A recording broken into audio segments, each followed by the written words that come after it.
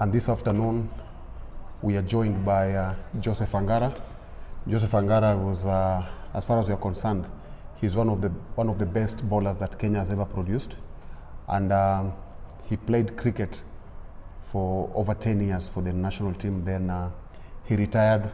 He got into coaching, and he was one of the coaches that made Kenya believe that there was something as far as Kenyan cricket is concerned with development of talent. But 8 years ago, 8 or 9 years ago, he moved to Botswana, and we've not heard of him. And so today we are very lucky that he's joined us, and probably he'll tell us how things have been since moving to Botswana. Jose. Many thanks, Dan. Good afternoon, all, and thanks for bringing me to the show.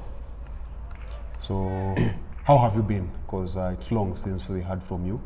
We just know that you are in Botswana, and when you went to Botswana, you went as to work with their development, but now you are in Nairobi as a head coach of their national team.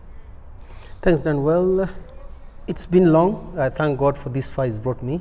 Yes, living here, I still went to Botswana as a national coach. That was the first assignment that I went, but as a national coach, and from where I've come from, I've always believed that a strong development program is a strong national team. And when you reach in any country, you go to find out on where is the best thing that you can do so that when you leave, something happens. And I realized that there was no stronger development program. And immediately after 1 year, I had to enter into that. And we've really engaged. I went into coaching cricket in terms of education, coaching education. So went into schools, called on the teachers, educated them, then they were going back to schools, and most of the time we follow them up. Then that's when now we started having a strong under 13, a strong under 15, and under 19. And I was here in 2017 with the under 19. 5 of the boys are here in the senior men's team. So it's been a good process. I believe in a pathway, that the players have to come through a pathway, because that's actually a big gap. Sometimes when you take an under 19 to bring him to our senior national team, there's a gap that's really lacking. So I'm trying to bridge that gap as much as possible. One thing that is with this tournament, and probably some of the tournaments that we've had regional, especially between countries like Tanzania, Rwanda and Botswana, people feel that Botswana has taken long to grow, to reach to a level where as a team like Rwanda are at the moment. Is there a reason why it's taking them too long to get it to where probably will have wished them to be compared to Rwanda? Definitely. Dan, the biggest challenge that I have as a coach is we just got professional. We just professionalized the game last year. And every time you go to a tournament, I can't have the core of the team that you want, because majority of them are in school and most of them are working. So like coming to South Africa from the Southern Region tournament, 2 of my senior batsmen are not here. And that's a big gap that they leave. So that is why sometimes you see lack of consistency, but I can't blame the boys, because I try to bring those youngsters to come and develop, and it takes a bit of time. I mean, playing for the national team needs experience. I left Karabu Mudise, who's my opening batsman, and Vinu Balakrishna, number one down batsman. So, for Pimelo and Valley to quickly get into that gap takes a bit of time. And talking about how you get players, we find that a country like Kenya and Uganda, they will say they have a strong league whereby they get players from. But you've just been talking about a school program. How do you get players, assuming that, do you go to get the players from schools, or how strong is their league or their domestic competition? We have development coaches, and especially in the 4 strong regions like Molepolole, we have a development coach in Pique, we have a development coach in Francistown, and we have a development coach in Muchudi now. So they're playing within the regions. Then we pick up a team from the region and bring them to now Gaborone, which is the main center where the most cricket is being played. So that's how we come up with our age group cricket. And you've seen your team, it's here for this tournament, and I'll say this is the first time that Botswana are playing in Nairobi.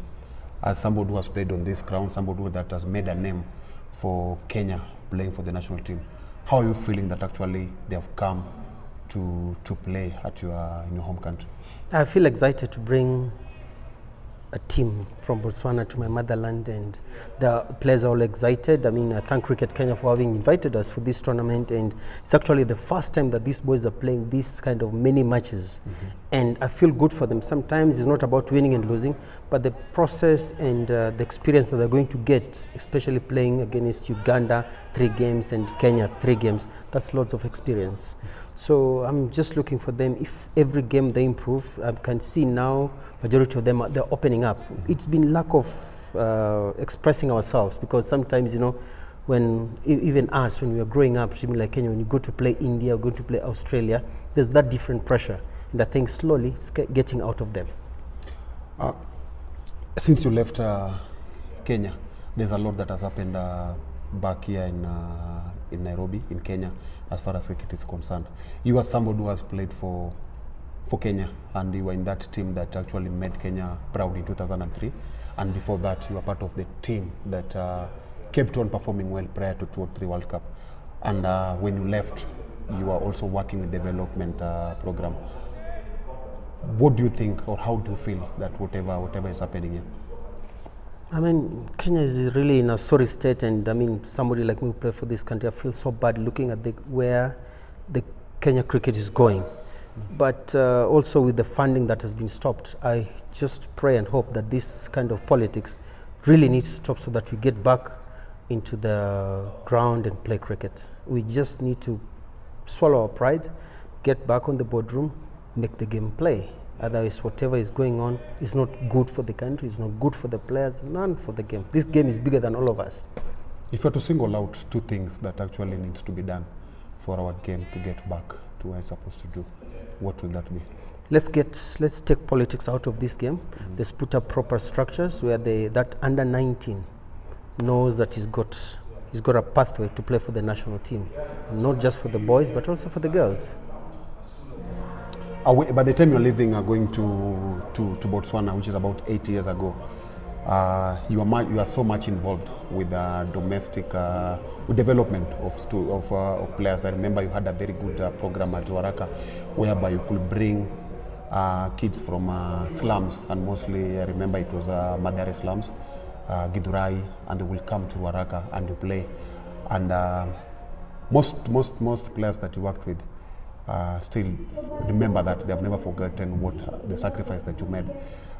8 years later, we can only talk about one player that came through that program. That is Kinde, Francis Mutua. As a coach who was so passionate about his cricket, what do you feel looking at nothing happened since you left, and those kids are not playing cricket anymore? Yeah, that's a sad state, but you know, that's where development, that's where talent is, that's where raw talent is, that needs to be nurtured and progress and develop. But I still want to believe that David Waters from the East African Character Development has really done a good job. Well done, David Waters. And to all the coaches that are working with him, they've really gone into the slums to bring cricket. When I came here during the December holidays, I went to Moja and I worked with Nicholas Oluwach, and I think he's done a marvelous job. So I still look that in the next 3 to 4 years, those hubs are going to produce the next crop of the national team. Are we likely to see you back in Kenya to be working with our players, and probably because your friend Martin Suji is back, another Thomas Odoyo is currently the development director. Suji was in Rwanda. Before that, he'd been in Uganda. He's back. Are we likely to see you bringing back a crew, so that just to make sure that at least you start working again together? Then this is the country that gave me an opportunity, and anytime I'm called upon, I'm a servant of the game. I am ready to serve and to give back to my country. So taking you back to just as we wind up about Botswana, you went there for a 2-year contract, but Josie, it has been 8 years. Does it mean that you're enjoying working there and you are not coming home anytime soon, or maybe you settled in Botswana and we don't know? Then I went there for a month. It became 6 months, became 1 year, and it's 8 years now. I want to thank Botswana Cricket Association in a very big way for the opportunity they've given me, and also for the time frame that I've got to know the players, work with them, know them not just into cricket but also out of the ground, and I've seen a lot of them develop.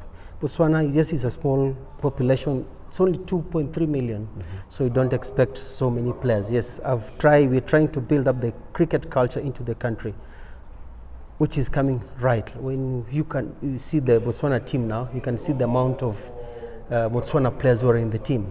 That shows you there's a lot of progress that has been taken through, a lot of development that has come through. Players are developing, and Botswana Cricket saw that and professionalized. 7 boys are on contract and 7 girls are on contract. So it's a big step that they've made for the last 8 years. 2018, we won the ICC qualifier, beating Namibia. The same year, we were still the winners of the Southern African region. 2 weeks ago, we went to South Africa. We won also the Southern region, Africa. So the boys have again qualified to the next Africa Cup final. So thank God this has happened under me, and I'm happy that these boys are bought into we're working with them properly well, so I'm happy. Yeah, thanks so much, Josie, for having agreed to join us today for this interview. It's a pleasure. It's a pleasure, and just say maybe for with our cricket chat, we are lucky that we are honored that you are the first international player to have honored our invite just to have a one-on-one with us. We are so grateful, and we just wish you the best, and as you continue your good work in Botswana. And it's our hope as a cricket chat, it's our hope that we'll be seeing you back in Nairobi to continue the good work that you are doing before going to wherever you are at the moment. Thank you so much, Dan. Yeah. Happy to be here. And until next time, thank you very much, and hope to see you on our next video. Thank you. Bye. All right.